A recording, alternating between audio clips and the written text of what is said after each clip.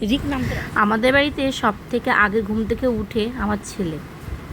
প্রতিটা দিন ঘুম থেকে আগে উঠবে, স্নান ব্রাশ করে রেডি হয়ে তারপরে আমাকে ডাকে, মাম্মি টিফিনটা করে দাও। তো আজকে তো শ্রাবণ মাসের প্রথম সোমবার। তো আমরা যেহেতু জল ঢালি, তো আমার ছেলেও না আবার মাঝে মধ্যে বলে যে আজকে আমি তোমাদের সাথে যাব জল ঢালতে। তো ও কিন্তু স্কুলে যাওয়ার জন্য রেডি হয়ে গেছিলো। রেডি হয়ে বেরোবে, তখনই ওর বাবা বলে যে ঠিক আছে আজকে যেতে হবে না তোমার স্কুলে, তুমি আমাদের সাথে চলো জল ঢালবে। তো ওকেও নিয়ে যাই। আর দেখো, বাচ্চাকে ছোটো থেকে যেটা শেখানো যাবে সেটাই কিন্তু ও দেখে বড় হবে, সেটাই শিখবে। তো এসব ওকে একটু যেমন হিন্দুর ছেলে হয়ে জন্মেছে, একটু তো পুজো এগুলো তো শেখাতে হবে, তাই না? কখন কি কোন মাসে জল ঢালতে হয়, কখন কি পুজো, একটু একটু করে না শেখালে। তো আমরা জল ঢালবো, ওকেও নিয়ে গেলাম। ও কিন্তু আমাদের সাথেই উপোস ছিল আর জল ঢেলেছে। তো প্রথমেই আমি ঘরের পুজোটা আগে করলাম। ঘরে যেহেতু আমার ছোট একটা শিবলিঙ্গ রয়েছে, তো তাকে স্নান করানো, যেমন বাচ্চাদের করাতে হয় না, সেইভাবেই কিন্তু ঠাকুর দেবতাকেও একদম পুরো বাচ্চাদের মতনই দেখতে হয়। তাতে স্নান করানো, খাবার দেওয়া। তো ঘরের পুজোটা সেরে তারপরে হচ্ছে আমরা বেরিয়ে পড়েছি। তো ভাবছিলাম যে কোথায় যাব জল ঢালতে। দেখো, গেলে তো যাওয়া যায়, অনেক অনেক দূরে আছে। তো বললাম চলো ঘাট পার হই, তারপরে হচ্ছে যেতে যেতে যেই শিবলিঙ্গটা পাবো সেই বাবার মাথায় জল ঢালবো, ঢেলে একটু ঘুরবো তারাপীঠের ওই দিকে।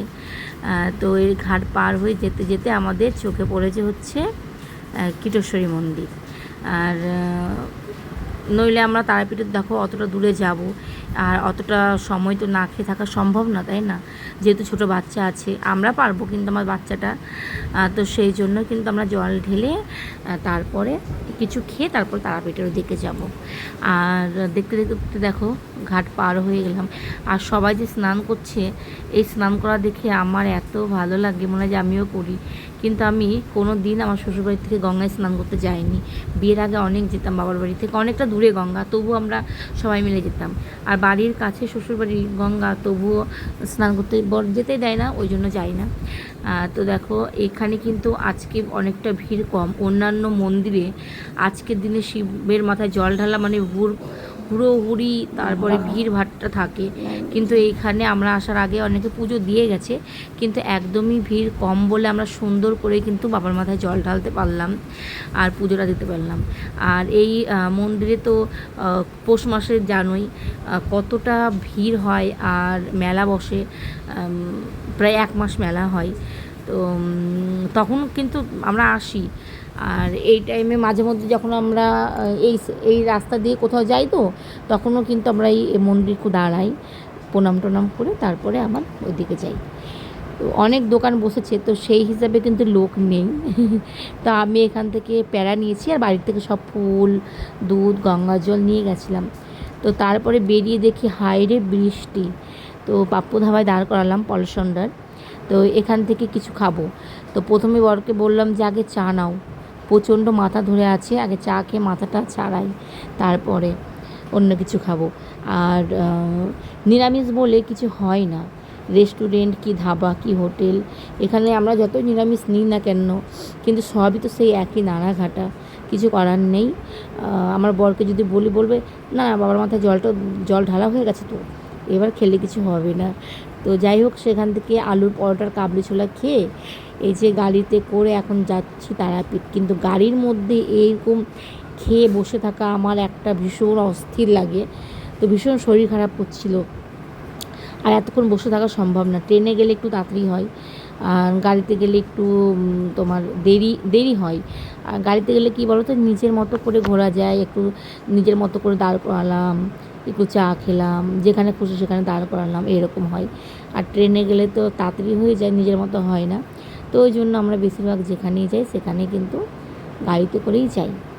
আর এই রাস্তাটা দেখো, এত সুন্দর, চারিদিকে জঙ্গল, মাঝখানে রাস্তা। তো বলতে বলতে কিন্তু আমরা চলে এসেছি। আর আমাদের এই রুমটা বুক করা ছিল, তো বুকিং ছিল বলেই তাড়াতাড়ি হয়ে গেল, চেক করতে হয়নি।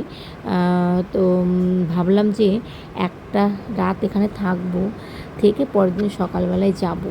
এত টাকা যেহেতু নিয়েছে রুমটা।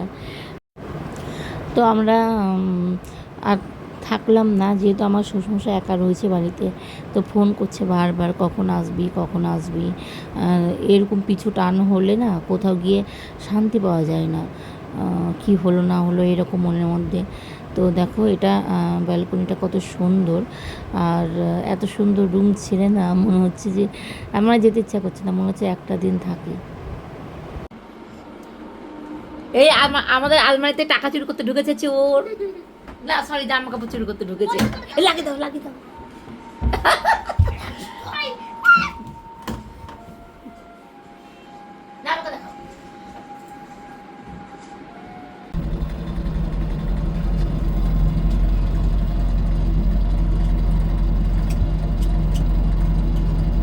চল চল চল, চাবি আমার কাছে না তো, ওই তো ওর কাছে। চল বাড়ি যাবো আমরা, চল চল আমরা বেরোই,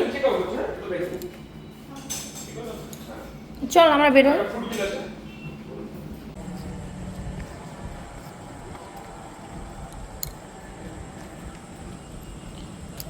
থাকলে সকালবেলায় রিক নামতে পারতো, তাই না গো? একদিন এসে থাকলে রিক নামতে পারতো। ও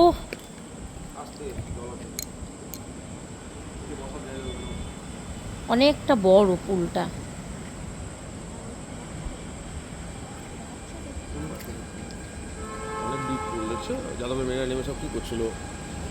অনেকটা ডিপ তো, ওয়াও। ওইদিকে বাচ্চাদের, এটা হচ্ছে বড়দের জন্য, এখানে ডিপ, ওইদিকে কিন্তু বেশি না, বুঝেছো? হোটেলটা খুবই সুন্দর। হ্যাঁ, তো চলো বাড়িতে এখন যাই, আর ভিডিওটা বড় করছি না, তাহলে আজকের মতো টাটা, গুড নাইট।